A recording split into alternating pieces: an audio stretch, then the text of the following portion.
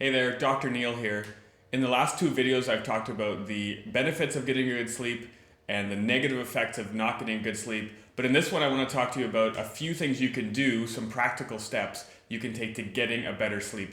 And we know that sleep is just as important as getting a good exercise, moving your body during the day, and as important as your diet. There's a ton of benefits. If you didn't see that video, make sure you watch that one. First one I want to mention is bright light, and there's evidence showing that when you get lots of bright light during the day, that actually helps you get a good sleep. Now, a number of these things I'll mention right now are related to your circadian rhythm, which is basically your body's internal clock, and I expect you've heard of that term before. But the internal clock to tell you when it's daytime and when it's nighttime, and babies sometimes have that backwards. I have 4 kids, so that definitely happened at a few points in our life. But that circadian rhythm is this is now nighttime, this is day. And there's a number of different sort of sensors or factors that are part of that. But when you have bright light in the daytime, that stimulates your body to be awake and to tell your circadian rhythm really that that's the daytime when you should be awake and alert and all those sort of things. Decreasing blue light. Now, there's a lot of people talking about blue light these days and blue light glasses. And all of our electronics emit a ton of blue light. So the screen you're watching this on, the screen that I'm recording this on, the screen on your TV and your phone, tablet, whatever you have. So there's a few different things you can do there. One is get those things shut off 2 hours before you go to bed. Another one is blue light glasses, which filters out a lot of that light. There's also apps you can get, and they actually will filter as you're using other apps. They'll filter out some of that blue light. So if you need to be on a screen, if you're working or something in those later evening hours, that'll help at least minimize some of that blue light, because what that's doing is affecting your circadian rhythm again, saying it's awake time, it's daytime, even though you're getting down toward later in the day and getting toward bedtime.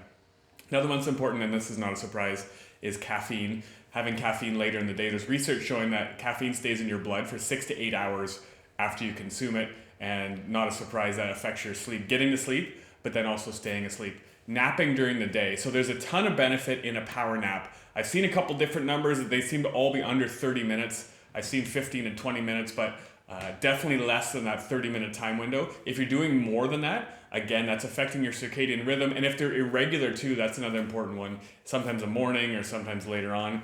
If you're going to have a short power nap, a great time is after lunch.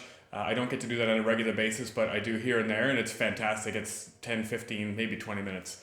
But just a quick sort of, close your eyes, power back up, and then you're ready to continue on with your afternoon. So keeping them regular at the same time, but under 30 minutes. Those are the two key points if you are napping. Going to bed at the same time and waking up at the same time. So that goes along with that sort of same rhythm and same pattern and same, again, if the naps are part of that circadian rhythm.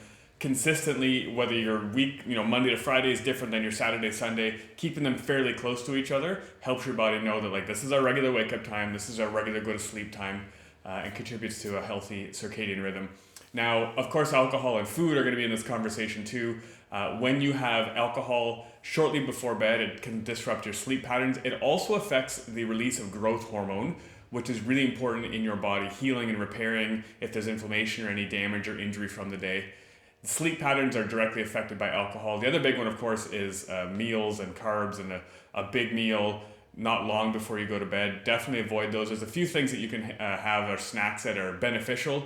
They're always smaller amounts. I'm not going to talk about a ton of those right now, but definitely avoid the big fill up your belly. You need to lie down and undo your belt meal, an hour or two before bed. The bedroom environment is really critical too, and there's even studies showing that the temperature in your room is more important than the noise in your room. Obviously, you want to minimize the sound, minimize the light, get some dark curtains, get those lights even dimming. We have a few dimmers at our house, so I like kind of just starting to bring the lights down some as the evening goes on, and that contributes to our circadian rhythm. I don't know if I consciously really think of that's why we did that, but I know that I kind of like that sort of, we're kind of winding down, getting toward bed. You can ask my wife, it starts to get dim and dark around like 8:30 or 9, all the lights start dimming down, and we start moving that direction. We have seen in some of the research too that about 20 degrees, plus or minus a little bit, is best for most people as far as temperature goes. Also, even things like alarm clocks. We have a computer in our bedroom, and the other night it went and did like I don't know, it was doing an update or something or other, and it like comes on, and there's this bright light in the middle of the night. And my wife put a blanket over it to stop that light from coming toward us. But even things like that, like put your computer on, like turn it right off, which would be even better. But at least put it on sleep or something, so it's not suddenly waking up and in the middle of the night this big bright light shows up and interrupts whatever sleep phase you're in at that point.